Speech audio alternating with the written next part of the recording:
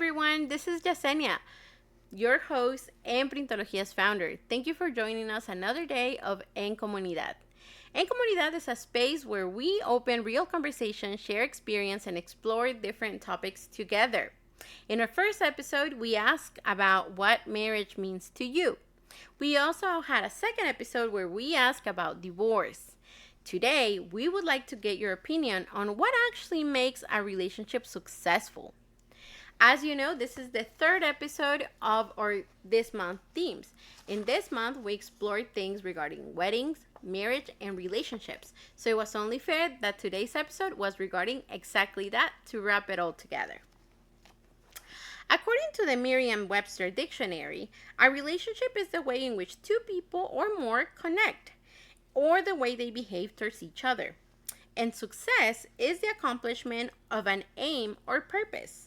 So if a successful relationship can be understood as a connection that fulfills its purpose over time, it makes us wonder, what is the purpose, how long does it take to achieve it, and who defines it? The reason why we decided to take these two words and get different definitions is because I don't think there is only one definition for all or to fit all. And this is exactly what we're trying to explore here today. Remember that anytime we talk about this, I also share a little bit of my faith, which is the Catholic religion.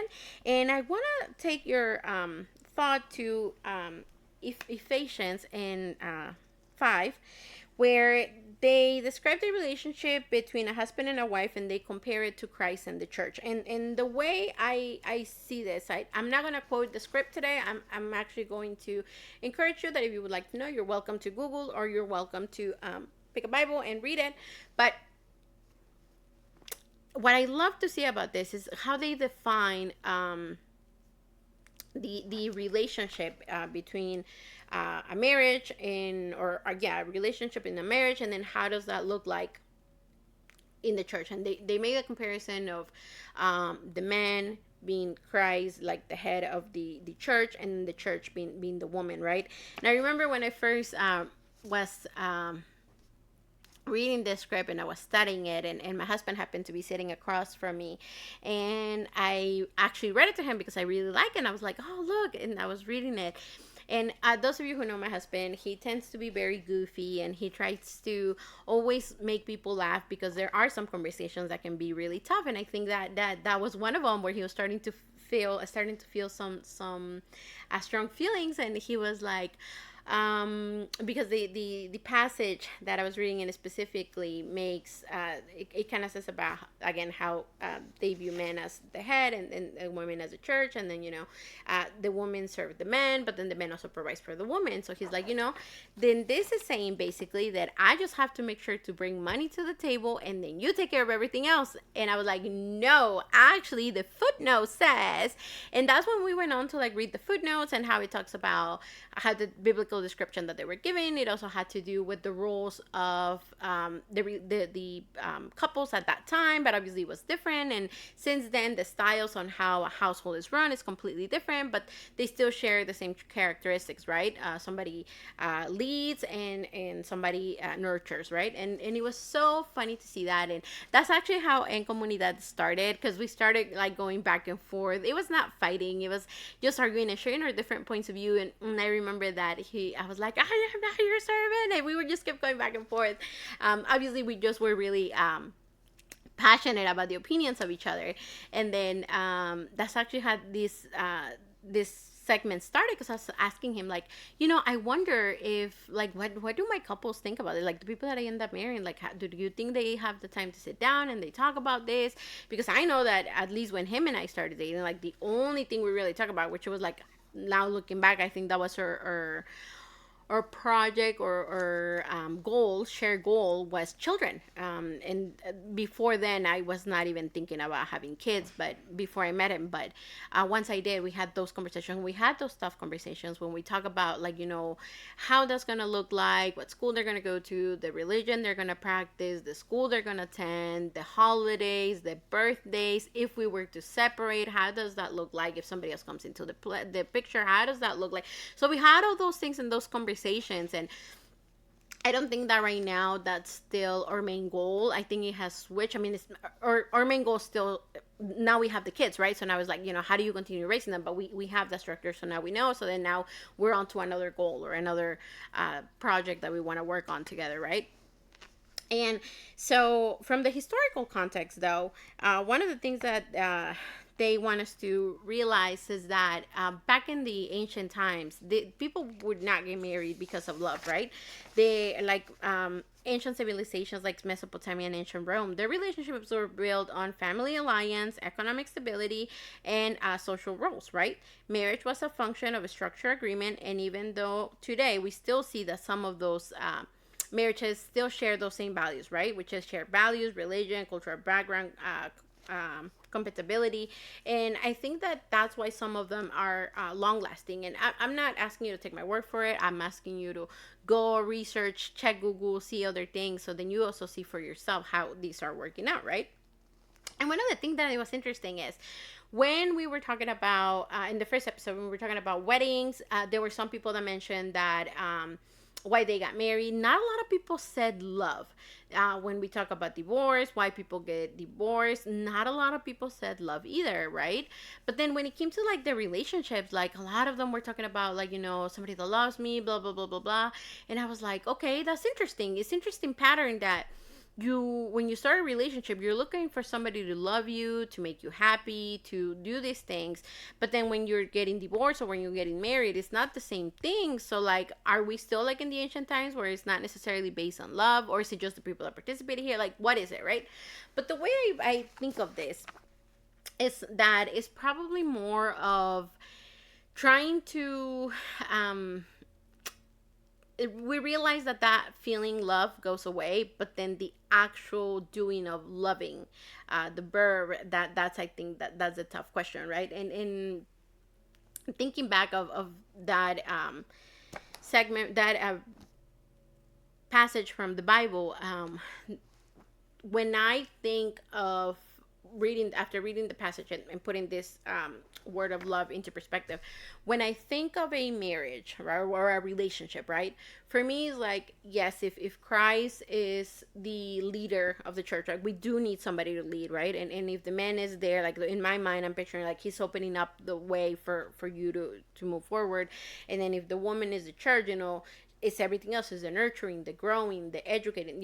And I know that some people are gonna come at me and it's like, I don't need any men to defend me or whatever, but in reality it's like, it's just teamwork. At the end of the day, that's what it is. I'm not here to fight or argue or put men down or put women down. I think that we both need each other, right? And that's kind of how I see that. And then the followers or the rest of the people that come to the church, being the children or the rest of the people you interact with, right? And so, obviously, as you're going through that, things are not perfect, right? I've made that comparison in the first episode. If things were perfect, right, we would be already living that heaven that was promised to us in the Bible. But while we make our way there, until we make our way there, that's when we're starting to see all these things. And that's when we start to see like, okay, when things are not going well, because there's times when things don't go well, right? Do I still, like, the emotion is gone, the love, the loving emotion is gone, but do I still choose to continue loving you? That verb, practicing that verb, like, do I still do that, right?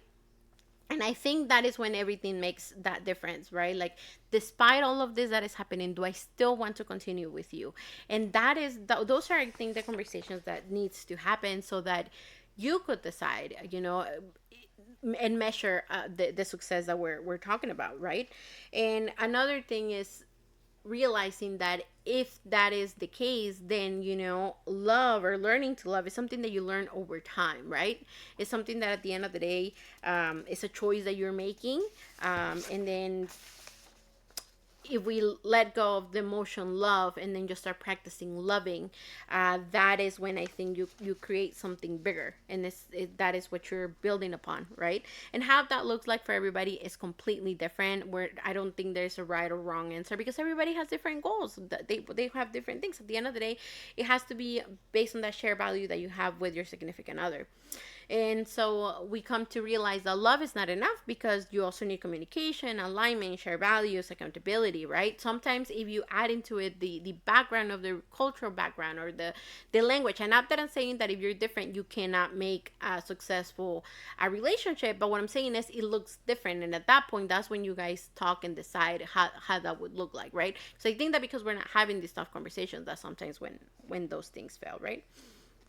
And then when you take into consideration all the different values and differences, like what are your values, your connection, your respect, your understanding, and how are you going to apply those values when it comes to, like, when you guys are facing a difficulty. And make sure that when you're doing that, make sure that you're coming with real life scenarios. I mean, and this is for you women, because I am a woman, and sometimes I make these scenarios in my head, and I tell my husband things like, if I was a rock and you see me, would you kick me, or would you pick me up and paint me beautifully, right? And that's never gonna happen, right? But those other real life scenarios that are most likely than not to happen in your relationship, how are you gonna handle those, right? So I think that's the important thing, right? And that's when also we realize, like, okay, this is the thing that we want, this is what we do have, this is what we do need, this is the good, the bad, and the ugly for each, this is what I can do, this is what you can do, what else are we willing to do, or if you can't do this but I can do this, like, what's another compromise, right? At the end of the day, compromise. So anyways, so we ask our community a couple questions. We ask 3 questions. What makes a relationship successful? Are successful relationships built, or do they happen naturally? And should a successful relationship lead to a marriage? And these are some of the responses that we got from our participants. So somebody said both. Agree. Somebody else says that we cannot skip the dating phase, and that is when you decide if that person aligns with what you want, kind of what we just said now.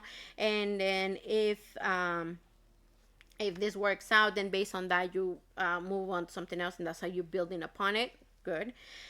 Somebody else says that for her it was more of like like a relationship of love at first sight, where she happened to briefly meet her significant other.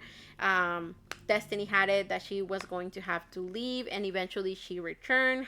Turns out that the person that she saw and ended up falling in love with was friends with one of her cousins. They ended up reintroducing them, and then they ended up working things out. So I guess this is something that where they're building that relationship based on those obstacles that they had. Somebody else said that this is different to everybody. Depends on where you stand when it comes to your goals, when it comes to your future plans, and where do you want to be in life. If it's somebody that is has other aspirations and goals, they need to check if the other person would be willing to support them. Totally, completely agree. Yes. And then the second question is, are successful relationships built, or do they happen naturally? Somebody said, it is like a recipe. For me, it is a mix of trust, communication, independence, support, encouragement, and laughs. Good relationships should have lots of laughs. Okay? Yes, completely. I get it. Of course. Totally. Yeah, I think that they're built based on that common goal, based on but at the same time, I feel that some of them they just flow. You know what I mean? So it's like a mix of both. It's like you build it, this is what you want, and then both of you, pull your sleeves and just kind of get to work, right? It's interesting. Somebody else said, this is why it's important that we all sit down to have those tough conversations, and also be willing to know when to call it quits. Completely get it. If you have a project in mind, this is something that you need to discuss. But being in a relationship, it is already a project of it in itself. Completely agree. Yes. Somebody said, every relationship is different. I think that this is why we should have the guidance of God to be able to decide how we're going to move forward. This is why it is so important to not skip premarital classes. Yes, I'm assuming that if you're going to get married through church or through another religion, if they do those classes, that's what I'm assuming this person's talking about. Because she said that that's where they teach you how to build that relationship. Okay, I like it. I love it. And then the other question is, should a successful relationship lead to a marriage? Somebody said no. Some good relationship just end in good terms, and vice versa. Somebody said not necessarily. Sometimes you see the red flag since the beginning, but you hope that you're going to be able to change them and you just want to continue completely. Yes, that we talk about that in one of our episodes. I'm sure for that. So this time we didn't have a lot of opinions, or not opinions, but somebody where they share their like an anecdote or something like that. There was one in Spanish, but I forgot to translate it. So if you know Spanish, go watch the Spanish version and then you'll see. So we're actually going to jump into our Reddit stories, okay? And there were quite a few, so I'm going to share a couple with you. So one of them says, and I want to clarify something. The reason why I put, or the question was, what makes a successful marriage and not a healthy marriage, is because I don't think there's like an expertise on like what's considered healthy and what's not. Okay, and what I mean by that is it could be mentally, it could be physically, it could be emotionally, it could be many things, right? So I think that is a conversation between you and your partner to decide if you are in a healthy relationship or not, because how does that look like? That's up to you. It's another definition. And also, I think that none of us are perfect, and I don't think that healthy relationships exist as such, because some of us are imperfect in one way or another, right? And so I really dislike when I see things like, this is how you know if you're in a healthy relationship, and now you should believe. And it's like, no, because we're not perfect. So there are going to be times when there's going to be disagreements, so there's going to be things that we're not equal to, right? And then that's when we talk. Now obviously, if there's a place where your life or anything else is ever at risk or anything like that, or yours or somebody else's, and that is completely different, right? But that is obvious. But this is not talking about that. This is more talking of, if we are if it's that thing of those healthy issues that we're finding out, like, what are we willing to do? Are we willing to compromise, or how are we going to fix it, right? So it could be, for example, it could be financially, it could be education, it could be many things, right? So one of the things I'm thinking about is if a healthy relationship for a couple means that they're both with good health, right? They're exercising, they're watching what they eat, they meal prep, they do those things, okay? That is how a healthy relationship look like for them, right? It could be somebody else that is dealing with somebody that has a mental illness, and that is difficult, right? But this person is going to therapy or is doing the things they're doing, and they know how to take care of that situation, right? That could also be a healthy relationship for them, right? So that definition of healthy is based on what the definition of healthy is for those people, right? We all know a couple that is like, you guys are better off separated, but who are we to say that? Seriously, like, who are we to say you are better off not being here or not being there, right? That's for everybody to decide, but this is why we talk about success, because success is something that we can all measure and compare, right? So I have a couple here, and when I do this once, it all depends on our time. Also, by the way, if I am saying something here that you are not in agreement, please comment down below and tell me your point of view. Why yes, why no? You are allowed to tell me that I'm wrong. We talked about this in the beginning. This is an open space for us to talk. The only thing that is not tolerated is, harassing or mistreating other people or violating human rights. Other than that, this is an open space, and we would love to hear your opinion, right? So somebody says, I have been with my wife for 13 years, married for 11 months, and the most important things are communication and being humble. You need to communicate your feelings in a calm, level way, and you need to be willing to take a genuine look in the mirror and continually fix the issues inside yourself. If both of you are willing to do those things regularly, you're going to be just fine. Yes, so this exactly summarizes what I'm saying about those healthy relationships, or those healthy, you know what I mean? Like, we know that we're not perfect. There's things that are going to be wrong, but if we're willing to change them, and actually change them, not promise to change them and then we don't change them, right? Perfect. I like that. So then this one says, relationships are a two-way street, and regarding feelings, it is something that comes and goes. This is why it's very important that we pick people based on values. Okay. Okay. For example, there's a lot of heartfelt discussions that I've had with my husband where I have to reassure him that he's intelligent and that I'm dating him for a reason. Also building up his self-esteem because I admire him. I constantly point out the ways that he could be better, but also when he is more than enough. The way someone can describe a relationship is based on their own definition. Even with the insecurities, there's some relationships that can make things work. Yeah, of course, for sure. Somebody else, let's say. I love this one. Patience, communication, trust, and strong self-identity. Be understanding that you won't always love each other every day of every minute of every second of every day. That is impossible. But being willing to trust the relationship strength and be open to communicating your needs and what in wants, but also communicate your support and uplift your partner too. Listen to their needs and wants, be willing to be vulnerable, and know yourself. To be in a relationship, you need to have your own identity and maintain that while building with your partner. Still take care of you and put yourself first, and don't put things that you don't love to do on hold.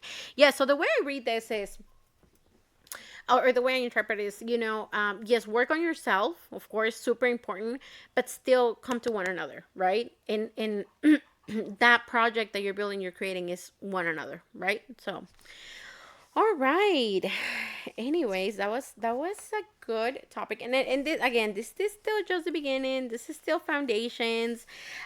We are going to dig deeper into each of these conversations later on, as we move forward. One of the things that we have discussed is, um, is the roles. And again, that's something that I know is different, but not minimizing the work that each of them, women and men, do, and how it's both necessary, right? One doesn't cancel the other and vice versa, right? And understanding that there's different types of relationships, and then there's different, like, I mean, even the person that handed you the coffee this morning, that's a type of relationship. It's a casual relationship, but it's still a relationship. Now we're talking about dating relationship and wedding relationships, but I mean, there's those different things, and being able to admit those things, and also practicing that loving action verb, right? Mainly when the feeling love has gone away, right? I remember a lot with my children. Just a quick story. They tell me a lot, like, Mom, do you love me more, or do you love Dad more? And I love having those conversations with them, because it's always like, it's different types of love, and I will never, like, my love for you will never compare to the love I have for your dad, because it's different.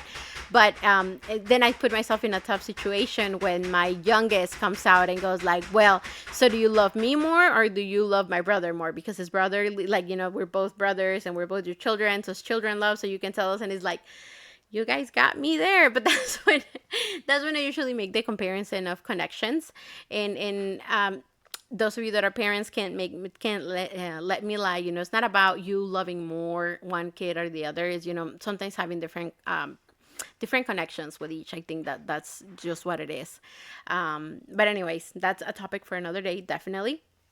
But I hope you enjoyed today. Before we are finished, I want to talk to you about how this is relatable to Printología. And this is the fact that you are in a committed relationship does not mean that you are in a marriage that is recognized in Ohio. And I know it might sound confusing because you're like, well, in your last episode, you said that common law marriage is recognized. I'm like, well, it's recognized for immigration purposes if it was recognized or if it was established in a place where it was recognized, right? But for example, let's say somebody that, and I'm talking about Mexico because I know that Mexico recognizes some parts of Mexico, right? So let's say a couple met in Mexico, they were living for a long time, they were recognized as a common law marriage, and then they come to the United States, right? And they have something to prove that they were recognized as common law marriage that is recognized for those immigration purposes that I told you about.